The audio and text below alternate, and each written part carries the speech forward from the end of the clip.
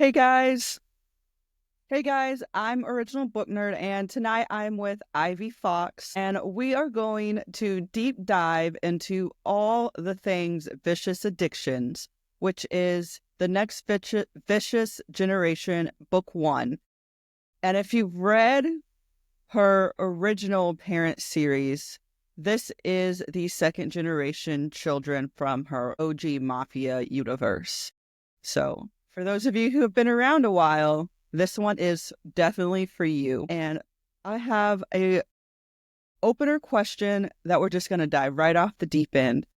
So, a reader question, and it's one everyone who's read this book wants to know. So, Jude Romano, how much fun was his character to get into finally after his parents' story and just the anticipation and build-up, from your fans and your reader base? First of all, thanks, Leslie, for having me here. It's so sweet of you. I don't usually do these types of interviews because, this face is not camera friendly, but thank you for this opportunity and to talk about Jude. Okay. So it was like a huge gap in between the Rotten Love duet and Vicious Addictions. Jude has been on that back burner for so long. He didn't deserve it. Poor baby. He didn't. But I was, gunning. Oh my God. Okay, this is the year that I'm going to do it. I'm going to get all the kids, to have their love stories finally out into the world. And Jude has to be the first. And he was so fun to write. So fun. However, I must say, Mina was even, better to write. I loved her. I absolutely adore that character. She was strong. She was feisty. She didn't take any attitude. She's perfect for Jude. I love them both so much. I enjoyed the way you set up their story. So for anyone watching this who hasn't quite read all the way through, we start when both of them are younger and Jude is staying at her father's house trying to train to be, the next big boss. Yeah. Which Sneaky, very sneaky, the very boy. sneaky. And so this is a question that I would know. So Jude is very clever. And to be able to kind of pull one over on his old man like that, Yeah. how did you balance the big attitudes between who Jude was becoming and between his dad when, It's, dad finds out what his son did? yeah. Okay. So Jude's story commences a little bit before the bonus novella that I wrote for Rotten Love that's included at the back end of Rotten Men.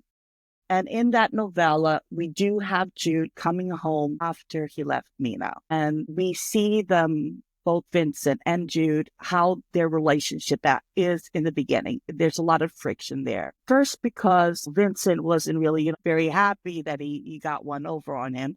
But Crane kept him up to date. We knew all along that Crane would never do anything to jeopardize his relationship with Vincent.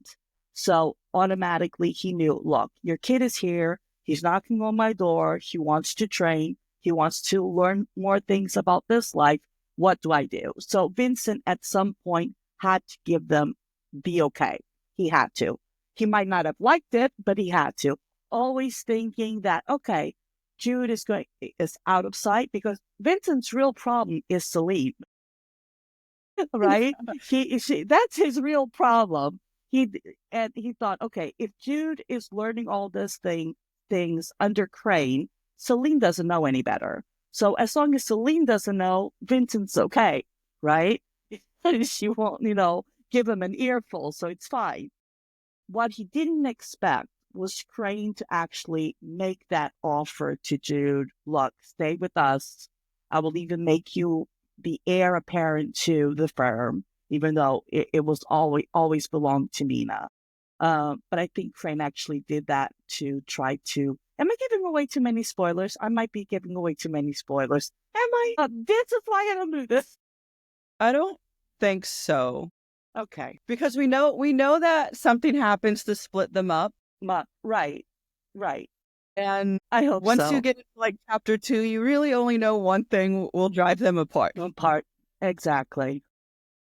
So in the end, it's automatic that Jude would think, okay, I have to go home. One way or the other, he has to go back to Chicago. So yeah, it ended up like that. But we see that there's a lot of love between Vincent and Jude. I think Vincent loves all his children, even the ones that are not biologically his, you know? Oh, Jude being the firstborn, being his, favorite, as other people say that it is. I don't know if he's his favorite. I have my suspicions. But he loves all his children. Even if after Jude doing such a betrayal, because it was a betrayal. I mean, as a dad, he's able to forget. As the boss of the outfit, that will always nag at him, that Jude wasn't as loyal as he should have been. Okay. So my next question, coming off Jude's past, the Rotten Love duet is Why Choose? How did you manage to do a second generation, keeping who's who, which kid is which kid, but also, making that large family dynamic? Because these siblings, man, they have this bond. And I love seeing Jude's almost softer side with his siblings during this book. He's a lot like Vincent that way, Vincent with his kids, you can always see him, soften up. And Jude is the same thing. I love big families. I love the dynamics of big families, especially if each character has big egos. Like, I love that, because there's always a lot of noise, a lot of laughter. Like, the house is always busy. I love that. And with Rotten Love, with them being a reverse harem, and Celine has three men that are, the loves of her life, right? She has Vincent, she has Giovanni, and she has Dominic. There are three guys that are always on top of the woman. Yes, of course she'll have a lot of babies, especially because they are from that old Catholic thinking, that it's normal to just have a bunch of kids. I don't know if this next generation is going to be like that. I doubt it very much. I don't see Stella, knocking babies. No, I don't see her at all. Like, I don't even see her. What? Maybe I'd see her married. I don't know. Stella's very independent. The guy that gets her, which I already know, it has to be, has to be much, much stronger than any of her siblings. Like, he has to have an even bigger ego than Jude, than the twins, and Lucky or Enzo. And of course, Marcel's a different story. It's that poor man. Poor Because we Marcelo. know it's not going to be poor Stella. No, it's not. No. It's not. No. To answer your question in regards, how do I keep them all in track? Well, mostly it's all in my head, but I do have many boards of, okay, this is Vincent, this is his characteristics, this is his mannerisms. So I do have, some clip notes, for each character. So it's very easy. And since I've already written Rotten Love, it's in my brain. I know them by heart. They're in me. So it's very easy to keep track. Thank God. Thank God. So this is a little kind of not a true spinoff, but it doesn't involve Jude or Nina. And this was another reader question. So Nina has those twin troublemaker cousins that just cause a bunch of chaos everywhere they go. Will we see those two also get a book in this series, or will they be kind of something down the line? So we've got Remus and Romulus, right? Rollo. I love them. They have my heart. I love those little two psychos. For me, they could have their book tomorrow. I can't wait to write their books.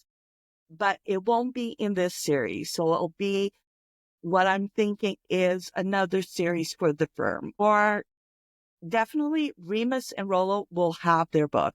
If not duet, they will have their book. They're too good of character, too juicy for me not to sink my teeth into them. I gotta write them. When that will happen, I don't know. I'm hoping at the beginning of next year. Fingers crossed. This all Fingers depends a crossed. lot on how this series performs, unfortunately. But I hope next year. God, I hope next year. Because I really want to write those two. I'm curious to see if they're each going to have their own woman or if you're going to pair them with one who just has to be a very, very, very strong withstanding of chaos female main character. Yeah. Because I I feel like actually they're left. too conjoined Yeah. to have No. two. They're twins, but they're very individual, right? Like, for example, Rollo is a little bit psychotic. He's loud. He's crazy. He talks before he speaks. I like him because I'm like that too. I like him a lot. But Remus he takes his time. He analyzes, he's a different kind of psycho. He's colder. And I actually left a little clue in regards to who Lord Crane might have the hots for in vicious addictions. Rollo actually lets it slip. So I already have an idea of who Remus is going to fall head over heels over. Rollo, I'm still thinking. I'm still plotting. So yeah, these two books have to be done. 2, 4, whatever. They have to be done. Just because I think they're such good characters, right? I love psychos. I don't know why. I do. I love the crazier the better. Remus was my favorite character in this book. I don't Wasn't he? know what that says about me. I love him. He will make an appearance in the next one, Vicious Games. Remember, Lucky idolizes him. That is true. Mm-hmm. Poor Lucky. What an idol. um, I'm correct in saying that the books in this series will be interconnected standalones, but Jude and Nina's romance, for the most part, is done. We'll see them kind of show up in the next Yeah. books, but their story is done. Done. Happily ever Okay. after, they're done. They will make an appearance, of course, after that little cliffhanger that I left on the second epilogue, the bonus epilogue. That story will only finish in the very last book. So Anna Maria's story will only be in the last book. I'm already telling you. That's what's going to happen. But you will see what happened.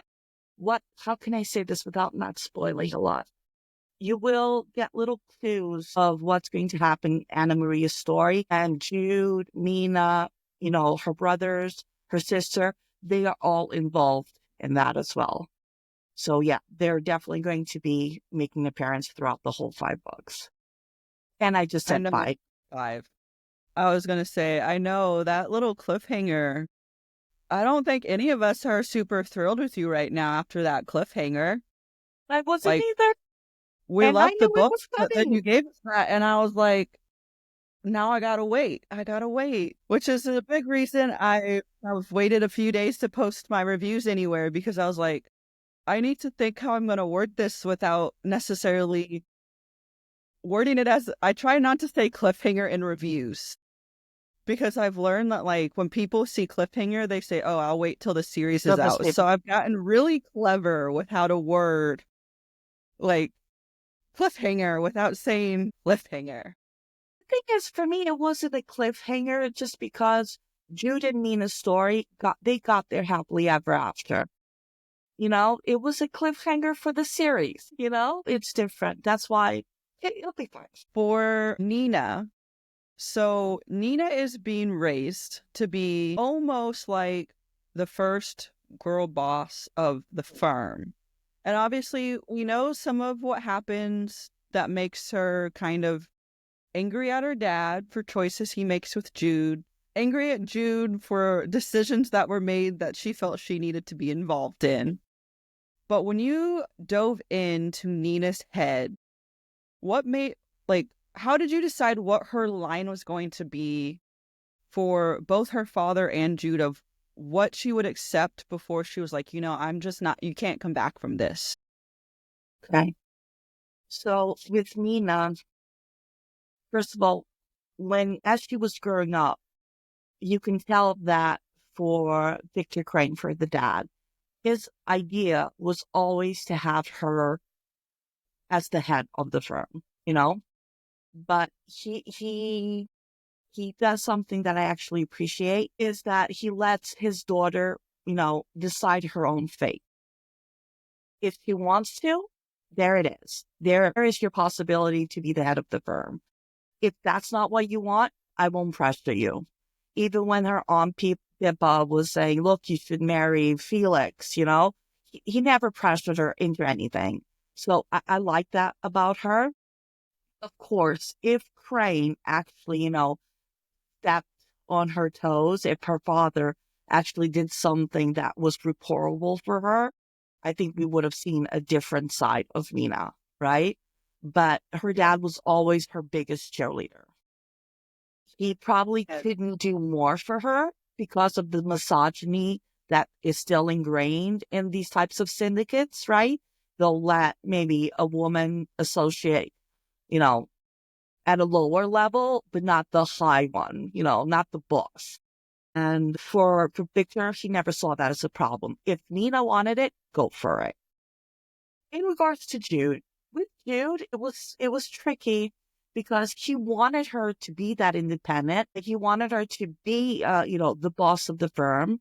But at the same time, when she was, doing her initiation, it had to be Roland Remus holding his arms at the back so he wouldn't step in. Complete faith in her. He would have let her do her thing, right? But his overprotectiveness, I think, would have pissed Nina off a little bit. I think so. She's very headstrong. Luckily, she learned from his mistakes. But yeah, I think Nina's the type of woman that if she doesn't like something, she would say it straight off the bat, even at a young.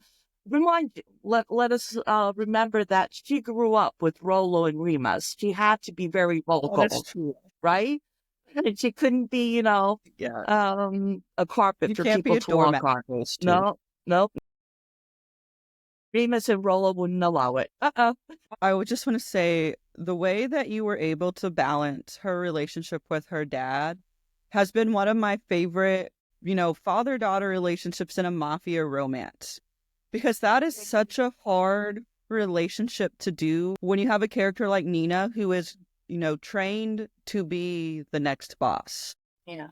Because like you said, there's just certain stereotypes or certain regulations that a lot of the old families in mafia-style romances that you have to have. And when you don't have them, you're like, what is this, a mafia romance now? Or just a morally gray billionaire firm. Yeah.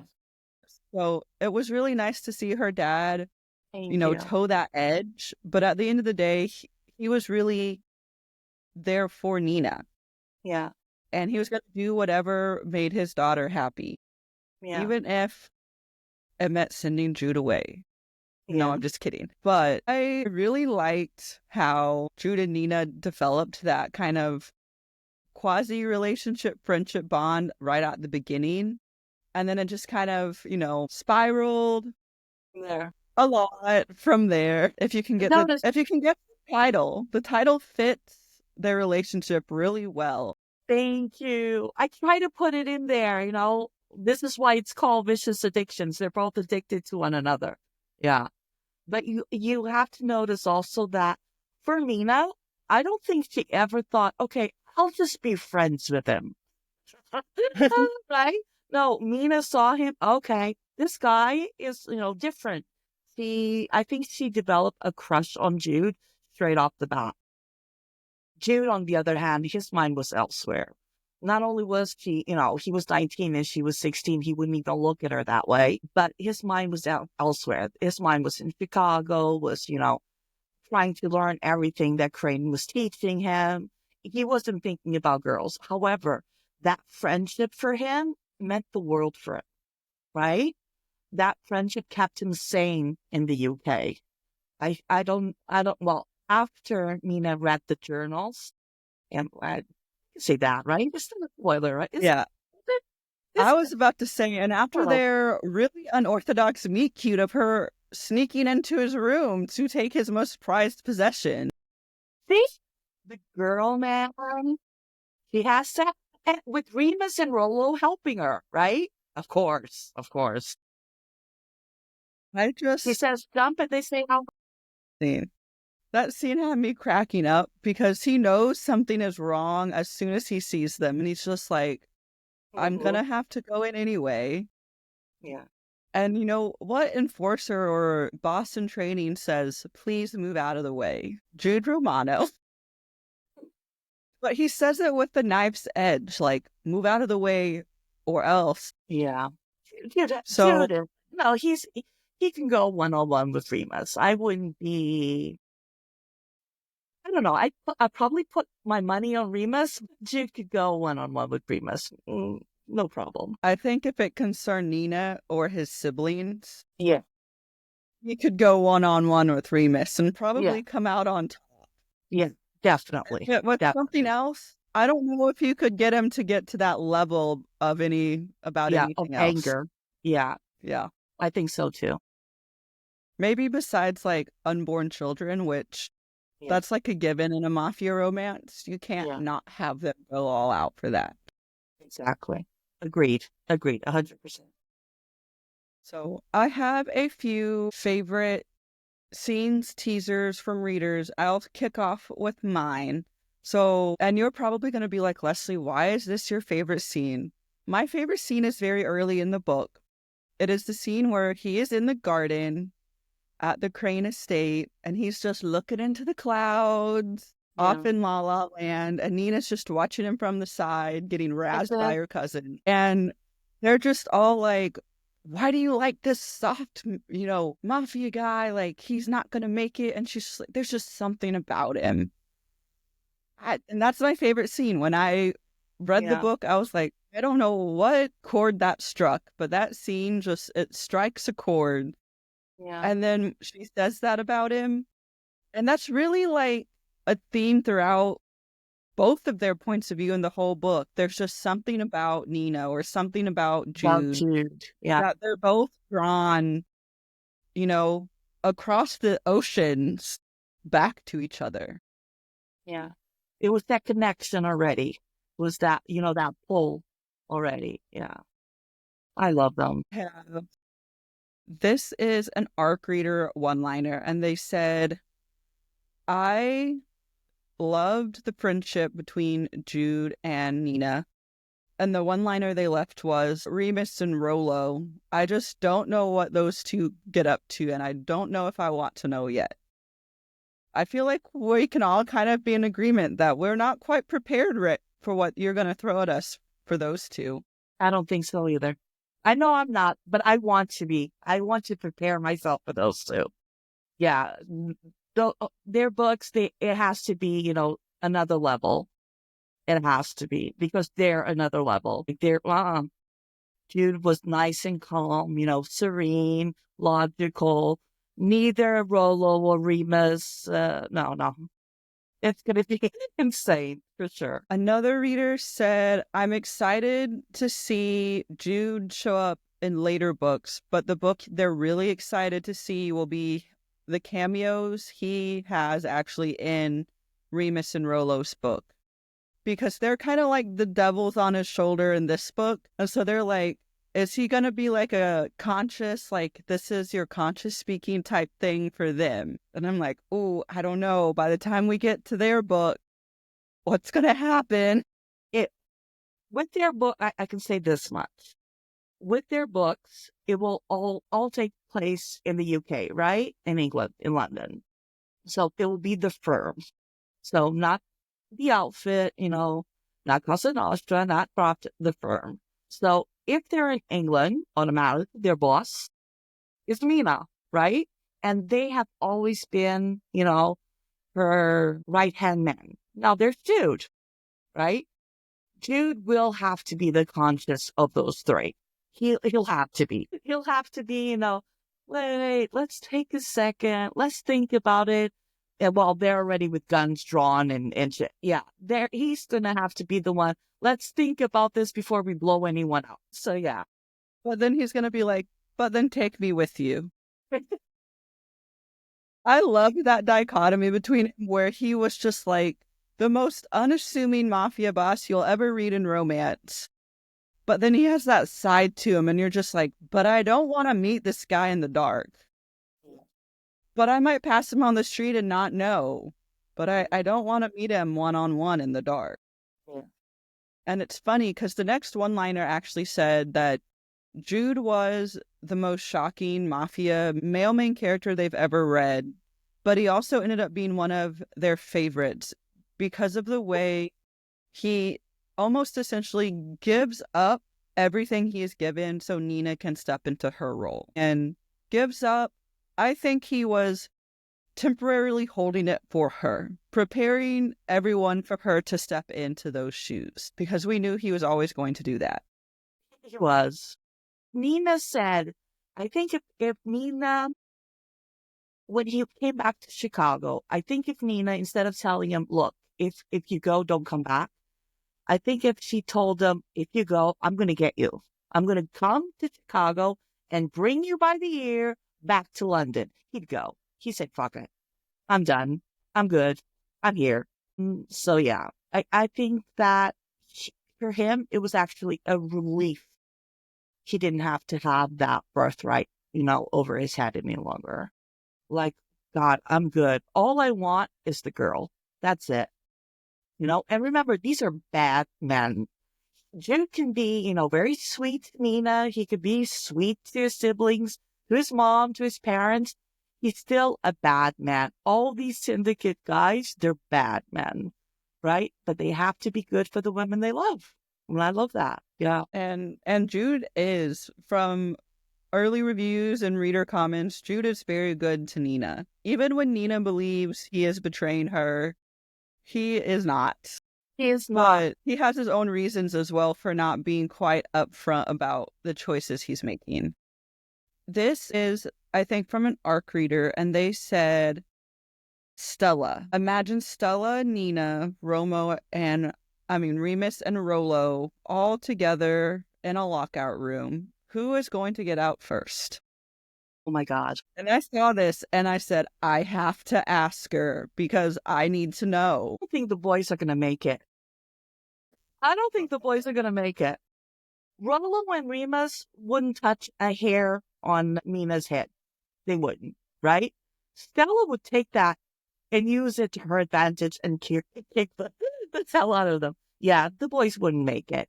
It's girls all the way. They would. I honestly think Stella would be the one to get out first. There's something about the way her mind works that is kind of scary, but kind of anxiety-inducing in the sense that now we need to know how her book's going to go. Yeah. Because like you said, someone has to be exceedingly strong to tame her, but not douse the flames. Yeah. Because they might find those flames returned on them. Stella's book's going to be cool. That's all I'm saying. The next one I have spoilers. I know I will, Leslie. I'm going to give all the spoilers here. I think so far we've been pretty good. And I do have some spoiler questions at the end, but before we actually get into it, I'll be like, spoilers ahead. If you don't want to watch, turn it off. But I have an Anne-Marie one, and someone said, I think Anne-Marie's book is going to be the one that blows my mind the most. Because we know there's something going on underneath everything that we're not seeing yet. And it's just gonna be one of those mind-blown moments when we finally learn who took her, why they took her, where she's been, and why all these people were not able to find her. Mm-hmm. Because it sounds like she's not going to be found for a minute. A long minute. And on that note, I'm going to say, I feel like Anne-Marie is going to end up being the most intelligent and cunning out of all the Romano siblings because of the situation she is thrown into at the end of this book. Because she's going to have to say anything. Some brain power to figure out her situation. So I'm excited to see how you spin that one. I have some theories. But I will say the duet, so I need to touch that again. What can I say? That won't... I think Anna Marie's, between Marcello's and Anna Maria's, I think both of those storylines are going to be the one that are going to demand more of me, without question. But Anna Maria is like, I've already plotted her story out. Plotting. That's all I did. I only plotted her book. And I cried like a baby. Like a baby. And I only plotted. Let's just say that what happens with Anna Maria is going to cause a big strain in the family. I don't know if that's good or bad now. I'll just assume it's good because either way, it's going to make a good book. It's going to be intense. But again, during the other books, we're going to be able to have, little snippets of what happened. How did Anna Maria disappear at her parents' 25th anniversary party? How does a girl like that disappear all of a sudden? Is Mina's, is her intuition right? Or is she not? Yeah. Well, I do know, but I can't. So, Rotten Love was why choose? Yeah. I do have this reader question. Is anything in this second generation series going to be why choose or like MFM style coupling? Okay.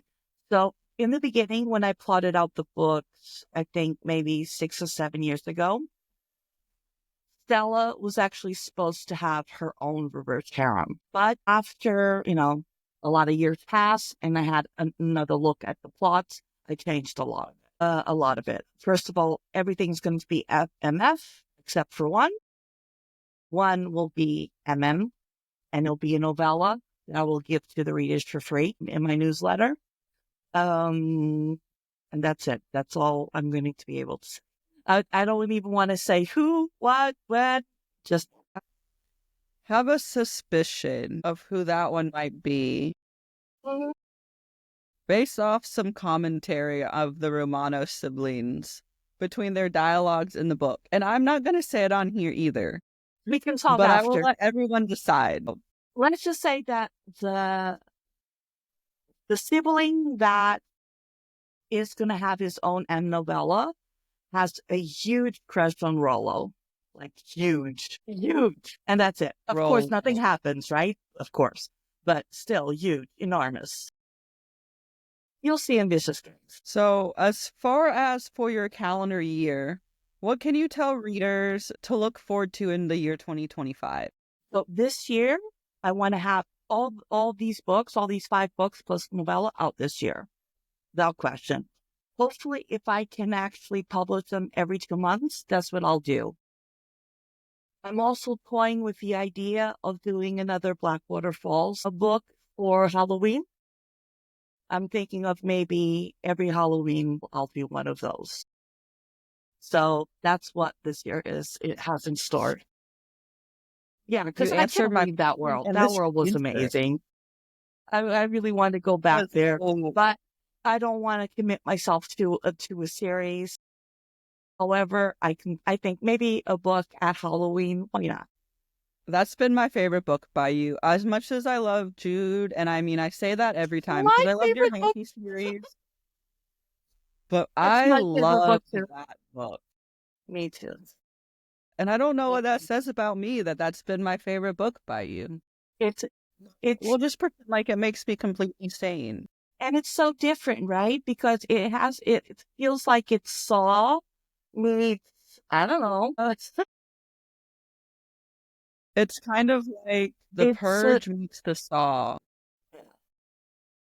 But sexy, right? Sexy. I don't know how I was able to do that sexy. I do.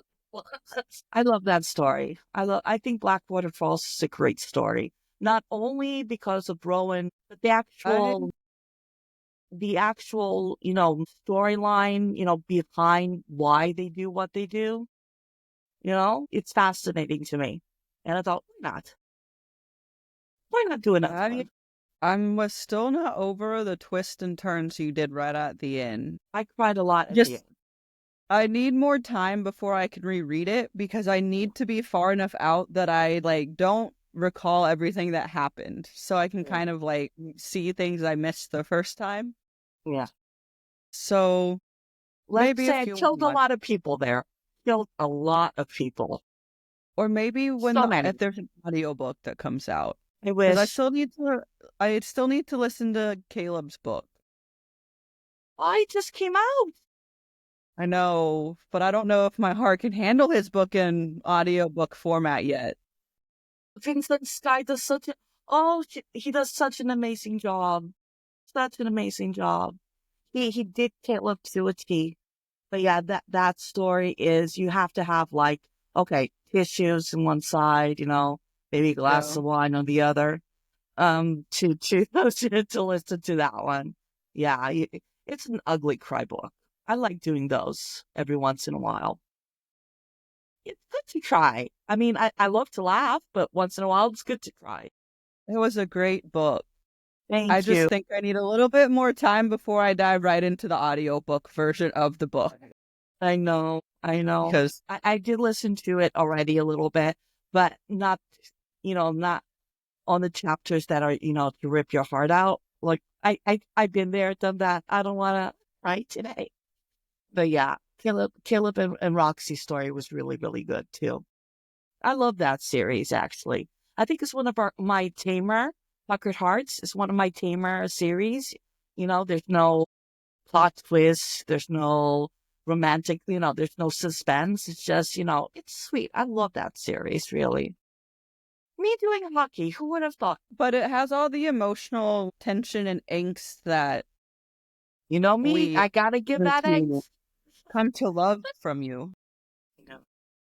And this is a reader question, and they want to know, they preface this to say they have read every book you've ever done, I think, with the exception of the Frost-Kissed Queen series, because it was advertised as fantasy at first, and we know by now that series is not fantasy, but Yeah.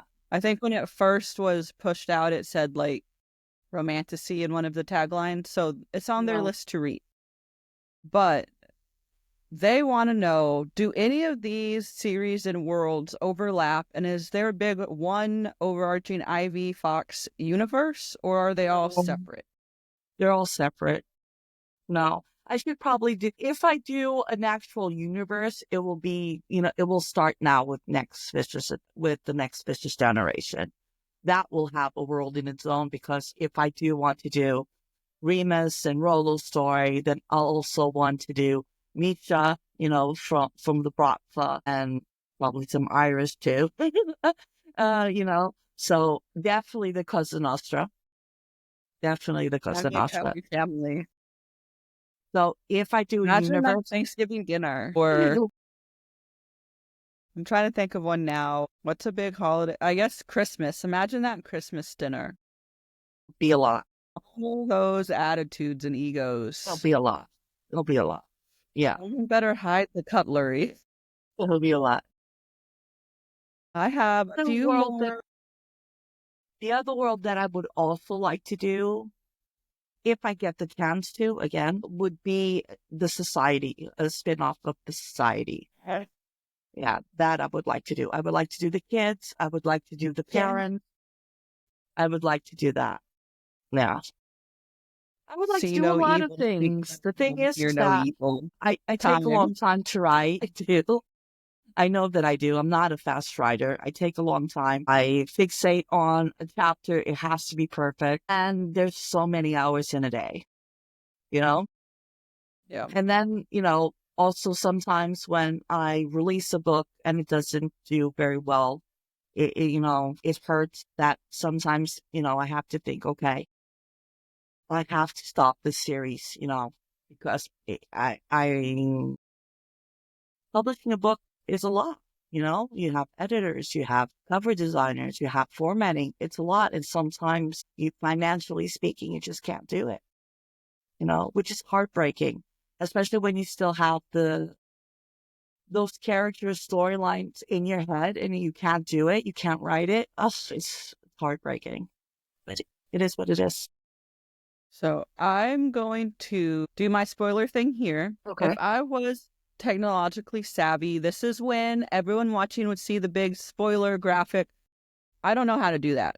So I have a few questions for her before we kind of wind down that are spoilery. If you don't want to be spoiled or you don't want to know the answers quite yet, this is when you need to pause. After this, all you're going to miss out on is us saying goodbye. So you're not going to miss anything here. For my first spoiler question. Okay, let's go. Did you always know that their arc was going to kind of arc where it did, and that was going to be kind of the point they had to overcome? Thing is, with me, that's why it takes so long. When I write a story, I have everything plotted out, like A to B, right? I know exactly what points they have to go through.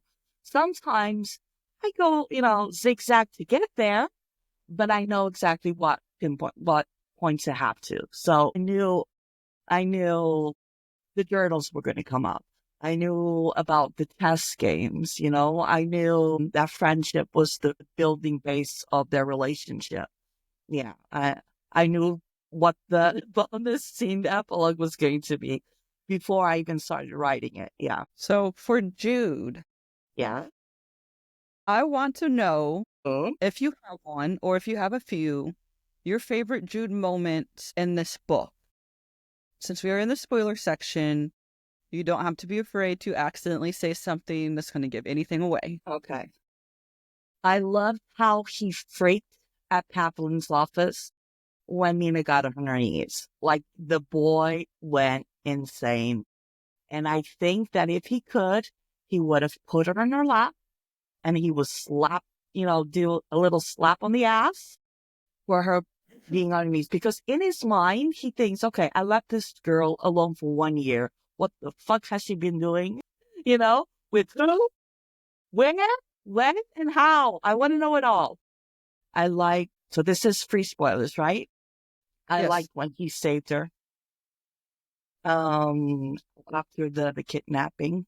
And I love that he knocked on her door, her bedroom door, like, I'm here. I just want to be with you, Yeah.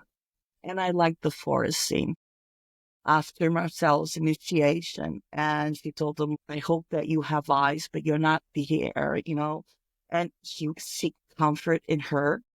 I like that scene too. There are a lot of good scenes. There's a lot. It's hard to pick. It's a lot. On the flip side, was there any scenes or parts with Nina that you just felt absolutely in love with who Nina was as a female main character? All of them. I wish I was Nina. I wish she was strong. She was kick-ass. She didn't take shit from anyone. I'm not like that. I love her. I want to be Nina when I grow up. And I'm in my piece, I love her, man. She's a great role model, I know that she's, the boss of the firm and she kills people for a living. But yeah, great role model for girls. Yeah. Strong, kick-ass. I love that. If you can, yeah. What is your favorite Nina, Nina, Remus, and Rolo? I always want to combine their name. Prank that you have that you know that they did in your mind that may or may not be in this book, or if you can hint at if it's to come. I know those three have some. I think I put most of what I wanted for those three in the book. I think I did. Yeah. I might have one or two deleted scenes, but the big chunk of them, they're there. Yeah. I mean, I didn't want to deprive the world out of those three. Those three, oh my gosh. Oh my gosh. They're going to get into a lot of chaos if we actually get to write the firm. Well, hopefully, fingers crossed. But those three, yeah. Do you have a favorite prank that they've pulled? Rolo Remus. I like what Rolo Remus did at church. Pull their pants down and show Father Donnie or whatever. I hate that priest. I hate that priest with a passion. But don't worry. He gets his. For the Romano siblings, Mm-hmm. is there a scene in vicious addictions that just warms your heart between any of them or all of them if it's one between all of them? I like Stella talking to Jude in the stairs, about Mina, when Jude tells her that, that he loves her, but who needs love when you have loyalty and power, right? I love that scene. I love all the scenes when Marcello flips the switch and Jude gets all anxious and nervous for wanting to protect his brother from himself. I love those scenes. I love that the twins showed up to Anna Maria's birthday party dressed as minions, because why not? Because why not? But yeah, they're a good bunch of characters. Yeah. One of my favorite scenes was, it first happens pretty early on, but it's that phone conversations between Marcella and Jude about, the demons, and I have I don't want to spoil it because that's a scene that doesn't need to be spoiled since it happens so early. Yeah. And it's kind of sets the tone for how his friendship with Nina goes, because it all happens in that scene together. It does. Things get told, things get heard, and he's just like, and now this chick is in my room. Yeah. What am I gonna do? Exactly. I'm half dressed. But that was one of my favorites because it also kind of gives us an insight into how we're gonna see Marcello take his story on. Because on the outside, he's very witty and charming and fun, and he's younger brother. Yeah. And then you have these conversations, and you're just like, oh, that is not who he is. No. Deep down. At all. I'm excited for that one, too. I think he's pretty laid back with maybe Jude and Stella and the other siblings, right? But I don't think that he's naturally funny. I don't think that comes natural for him.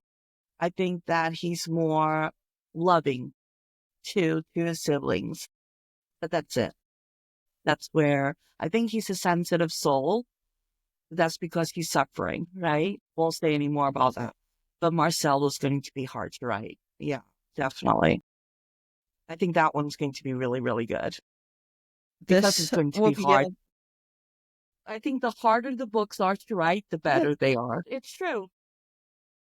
The more emotionally invested that I am, the more late nights that I cry onto my computer, I know, this one's going to be good. I left a little bit of my soul in that one, so it's there. Yeah. And I think Marcello and Anna Maria is going to be like that. Yeah, for sure. I'm excited for all of them. Yeah. I think I'm really excited for the last one only because I'm one of those people who I have all these theories and things that I'm thinking in my head, and I'm like, but I know with Ivy, it's not going to be what happens. Because I thought that in the Society series too, I was like, oh, it's going to be this, it's this. And then we got to the fourth book, last one. And I was like, yeah. And it wasn't. Yeah. No. Any of it. I was like, how did I miss this? And every book, how did I get so off base? I love that series. So, that series for me. Easton's my baby. Colt's my baby. Lincoln's Finn is my baby. But Easton was amazing. I still have that scene with him and his stepdad, his dad, his mom, and I got a blank. Scarlett and Scar at the dinner table, and the mom asks him, so how long have you been together? And Scarlett says, not long, and he says, all our lives. Like, he's loved her forever. Yeah, I love that series. That series is good. God, I can't wait to go back. If I could, I would create worlds and worlds and worlds. I swear. It's so much fun. Yeah. So this is a fun question. For the Rotten Love characters, which person was your favorite to dive into in this second generation and see them as a parent, but also having to accept that they're going to have to start giving their reins over to their children. Okay. So I'm going to be honest. In Rotten Duet, my favorite character, aside from Celine, was Thyro, and I killed him. Right? He was the bad guy. I love bad guys, and I killed him. It took me forever to come to that conclusion that I had to kill him. After that, well, I love them all. I have a soft, how can you say it? A soft side for Giovanni, for Gio. I like him. Like he isn't as serious as Vincent, and he's not as monotone as Dominic. So Gio, I think Gio will always be, the kinder parent. Vincent will always be the stricter one. Dominic is like a girl dad. Like he loves his girls, right? Like he's a girl dad. Like I think that I can see Dominic with his 6'4", whatever size he is, big, all tattooed, his hands all tattooed, playing, tea parties with Anna Maria when she was 5, I can see that plainly. I think that it will be very hard for Celine to let go of her kids. And speaking as a mom, I still get that. And we saw that in this. I think that you will see that a lot. You will see Celine struggle to give her kids independence because she is a mama bear. She is very, hands-on when it comes with their kids, with all of them. I do think that with Stella, she's a little bit harsher. And I think I know why. And remember, this is me, right? I still already know why. But I think she's harder on Stella because she sees herself in Stella, right? The same red hair, the same fiery temper. But when Celine was growing up, the butcher had to, was the worst father ever. And she had to be a quiet, submissive principessa. I think Celine, if she could, she would have ended up like Stella, maybe. You know what I'm saying? And she sees that her daughter has all the freedoms in the world, that she can be that. Only instead of, going out in the world and being productive about it, no, she's going to go in the outfit, which for Celine is her worst nightmare. Oh my God, my kids are going to do the same thing that my men are doing. Yes, they are. This is the family. Get with the program. It's going to be hard for Celine to release the leash around her kids. Yeah, definitely. And can anyone really see Stella in a 9-to-5 job? Come on. No one. The girl sleeps with daggers. I was just saying, I don't know if we want to see her in a 9-to-5 job. She wouldn't be entertained enough. Bad things would ensue. I mean, she saw her younger brother kill a guy, and the only thing that she was upset was that he got blood in his hair. Come on. This woman. Come on. I love her. It's going to be fun. I'm really excited to meet who you're going to pair her with, because I'm trying to go through all the characters that I have met, and I'm like, I don't know if I know one strong enough. Nope. With the exception of, I could see Remus being strong enough. Definitely. But then we don't get to continue on with another book if you match those two up. Yeah, no. So Remus, it has to be someone with the same temperament as Remus. Definitely. Not Rollo. Well, but definitely someone like Remus. Yeah. I think I can leave a little hint here. I think we'll be able to have a little idea what Estella is attracted to in the next book, Ambitious Schemes. I think we'll have a little cameo of someone that might get all the good parts that Stella likes. I think so. Ooh. And if you do it every 2 months, that means we should get it in April or May, right? So the pre-order is up for the 1st of May. But yeah, I do want to either the last week of April or the first week of May. Fingers crossed. So it's coming. Yeah, it's coming. We'll cross our fingers. I'm crossing everything. I have 5 more rapid pace questions. I'm going to keep with the spoilery theme. Okay. And then we'll kind of wind out.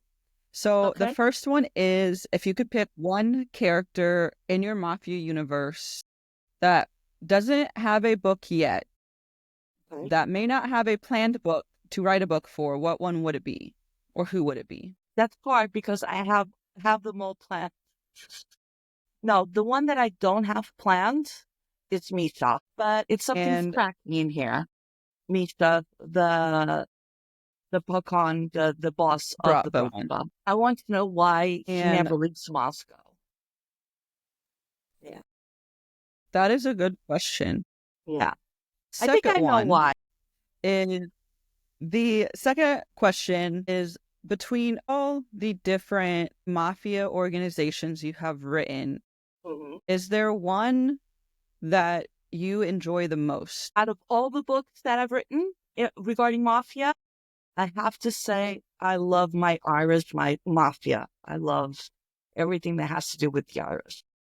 So yeah, I would like to do a series, a spin-off within the same world with Irish mobsters again. I did it with Binding Rose. I loved it. I love everything about the Irish.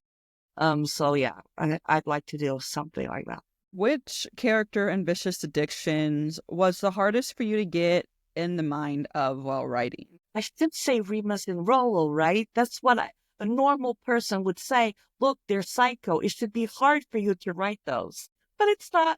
It was actually quite easy. I don't know what that says about me. But yeah, the hardest one. I think maybe Felix. Yeah, I think maybe Felix was the hardest one. Just because I don't know what I want to do with this character yet. I don't know if I feel like I know the least about Felix. His character yet. He was a good tutor for Jude. And I know that he was ambitious and that if he did get married with Nina, I agree with Remus that he would try to wear her down. Both for him to actually be a husband in the carnal way and also be the head of the firm instead of her. I do believe that Remus was on something and Jude was on something there. I just don't know if he's a good guy or a bad guy. I don't know. But like good guy in the sense that he is a bad guy. Yeah, I don't know. So Felix was definitely hard because I wasn't able to pinpoint his character as well. I didn't flash it out as well as I did with the other ones. For me, in my mind, he was always a side character, but he did play an important role. And who knows, maybe we'll see him again. Yeah. So this next one might be a little hard to answer without giving too much away. But book 2, can we expect it to be a little darker, like darker themes, darker overall, and more intensity coming on the underlying subplot? Yeah.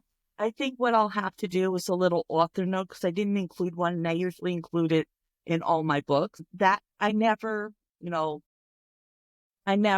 marketed the Next Vicious Generation as a dark series. Never. I never said it was a dark romance. I always said it was a mafia romance, right? There will be mafia elements. There will be violence. There will be a lot of those things. I didn't want to go full dark. I didn't want to do that. I needed, after I wrote Deviant, I needed a little bit of breather. Because there I went too dark. Not with the sex, but with all the murdering. Like, that was like too dark for me. So I needed a little breather. And with the Next Vicious Addictions, I decided, okay, you know what? They're just gray. They're morally gray characters. That's my sweet spot anyway. I don't have to make it, really, really dark. If there will be, and for the next business games for Lucky Stories, it'll probably be a little bit more taboo than dark. No, I won't say it. Maybe a little bit more enemies to lovers than dark. If there's an actual dark book in this whole series, it will be Marcello's. Okay? Yeah. If I can say that there is a dark book, it will be Marcello's. And that's the only one. Okay? And even then, I don't know if we're going to go on full on dark. I know his mind will be a very dark place to be in. Very dark. Okay. Okay. So So, those yeah. are all things we can afford to. Yeah. The last question I have, and this one is a fun question. If you could pick any two people and throw them in a room together to see what chaos they inspire, and it can't be two that already come as a package, so you can't say the twins because that's already a giveaway. So it has to be two people that aren't already package deal. And it can be from either just this book or your universe as a whole. Who would you like to see thrown together in a room to see what happens? I'd like to see Stella and Rollo. I want to know if they're going to make out or kill each other. I don't know. It can go two ways. Yeah. Make out or, just hook up, not actual falling in love. But I think Rollo and Stella in the same room, blood or kissing or doing something else. Yeah, something will happen. Yeah. Those two, definitely. That's why I'll never put them in the same room together. No. I think mine is, I'm trying to remember who it is from the Society series. I think it's Lincoln. Lincoln is the colder one, correct? I think Or Colt. was It is Colt? It colder. was Colt. The Colt. Lincoln's more I stoic. would love to see Colt and Remus together That would be because their interesting. minds are very interesting to me, and they both are cold and like intelligent, but on opposite ends of those spectrums. So I would think just so. love to see what happens when you have Or even Rollo and Mafia Elias. enforcement. I think maybe even Rollo and Elias from Deviant. That'd be a fun match. If I put Rollo and Remus, And Jude. Elias and Jude, that's fun. Come on top. I have no idea. But do they need to be fighting, or do they need to be instigating each other to make bad decisions? To make bad decisions. We don't. Just put him in the Because room. I don't think You know those what would two happen? would fight. I think they will probably get out of the room as best friends. Probably. And then Jude would have his best sidekick to, go and tackle the twins from then on. That poor man has twins on both sides. He's probably like, I left England thinking I was getting rid of these twins. Yeah. And now he comes home and he has his own set of twins in the Romano family he has to deal with. And he's just he can't run away. It just never ending. Never ending. But thank you for joining me today, Ivy. Thank you, Leslie. I had a blast chatting with you, and I hope I alleviated some of the anxiety about doing an interview. You did. I don't know if I'll do this again, because, I'm a bit of a doofus and I talk more than I should and gave a lot of spoilers. So I don't know, but thank you for having me. I had fun. Thank you. I enjoyed kind of getting into your mind about vicious addictions and possibly vicious games for what's to come. I know Lucky is going to be a character that probably surprises us with what happens and who he gets matched with. Mm-hmm. And I'm curious to see if we get more Easter eggs for Anna Maria, because I'm very curious. I see a mastermind in the making with her. You will. And it just makes me more excited. But I hope anyone who's tuning in enjoyed watching. You can always subscribe below. This will be linked both here and on my Instagram and Ivy's Instagram for anyone who wants to find us there. And other than that, I hope everyone has a new book to add to their TBR, and happy reading for everyone. Thank you. Bye. Bye, guys. Thanks. Bye.